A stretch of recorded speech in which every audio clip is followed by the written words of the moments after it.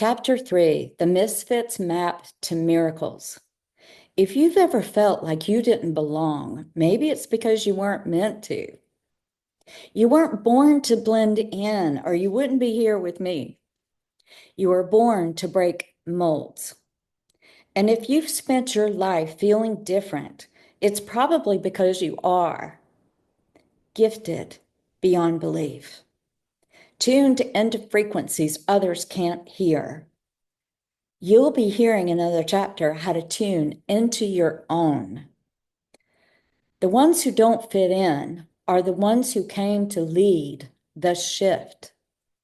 But how do you know that?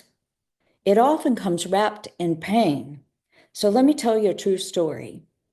I was called to Alaska twice for a life and breakthrough transformation with a powerful woman named Sharon.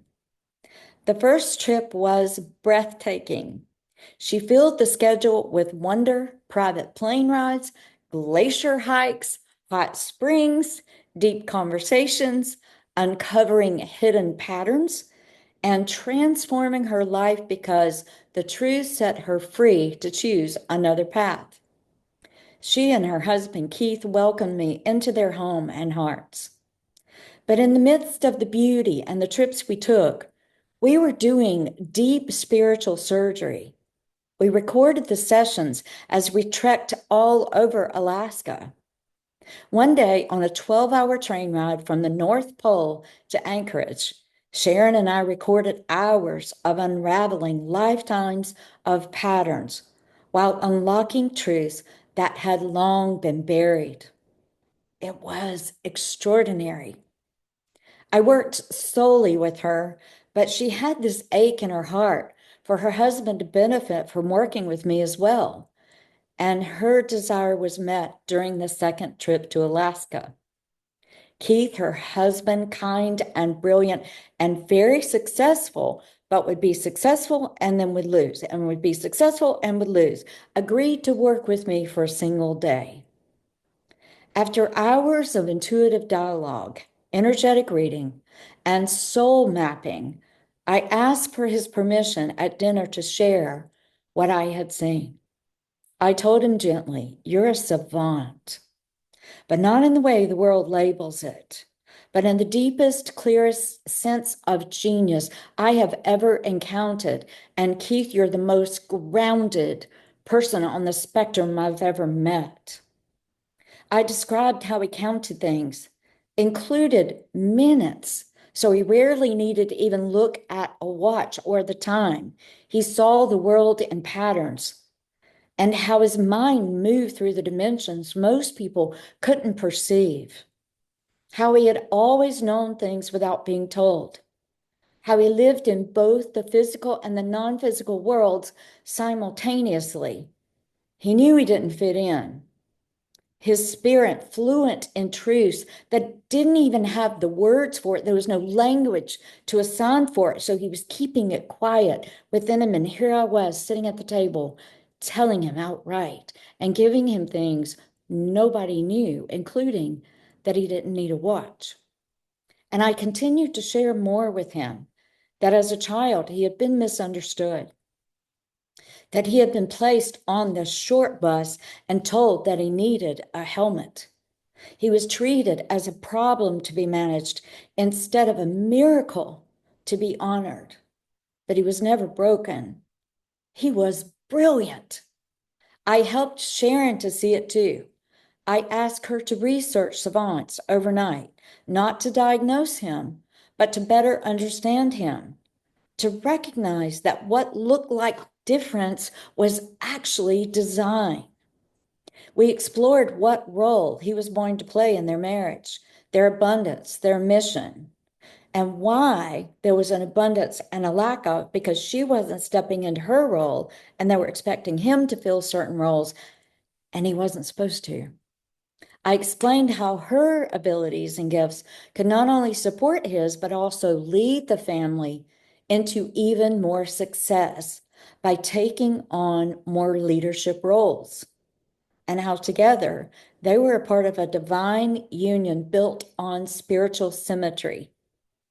The next morning, Sharon emerged glowing. I'm in the kitchen. I'm making my own breakfast in Alaska. And she said, "You put together a puzzle I've never been able to solve," she said. Her eyes were soft, bright, and full of awe. She was seeing him, her husband, truly for the first time.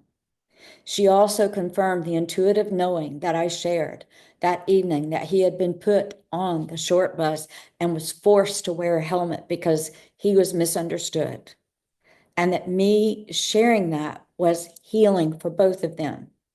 That he didn't really believe in what I did, but after that day, he could no longer deny it. And they laid in bed that night talking about how many truths, how many facts I gave that she didn't even know. And she understood him in ways that he never had, and her alongside him, and why they were attracted to each other many years ago. And that is what I do. It is why I wrote this book for you, because so many of us have been defined by what we're not. But I want you to remember who you are. Maybe you have felt like Keith, misunderstood, labeled, silenced. Maybe you've learned to dim your light to make others comfortable, to hide your brilliance just to belong. But hear me when I say this. You are not too much. You are magnificent. You are not broken. You are blessed. Your sensitivity is not a flaw. It's a frequency. And the loneliness that you've carried isn't your identity. It's been your initiation. And everything you've endured, every level, every shut door, every time somebody told you that you were too much, is off.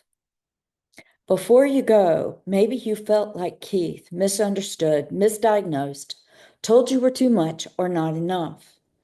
Maybe you've spent years sensing that there was more to you, more to why you feel so deeply, more to why your body reacts before your brain has words, more to why you've always known things you couldn't explain. And maybe, like so many of us, you've spent nights wide awake wondering, what is wrong with me? Why can't I just be normal? Why does it feel like I see the world through a different lens than everyone else? I'm alone. I'm tired of this. You see, this chapter isn't just about Keith. It's about you. The parts of you that have gone unseen, not because they were unworthy, but because they were extraordinary and people didn't know what to do with you. And in the next chapter, we're going to reveal what this journey is really unlocking for you. Because it's not just a video book. It's a return to your original design, a sacred mirror, and a map back to your genius.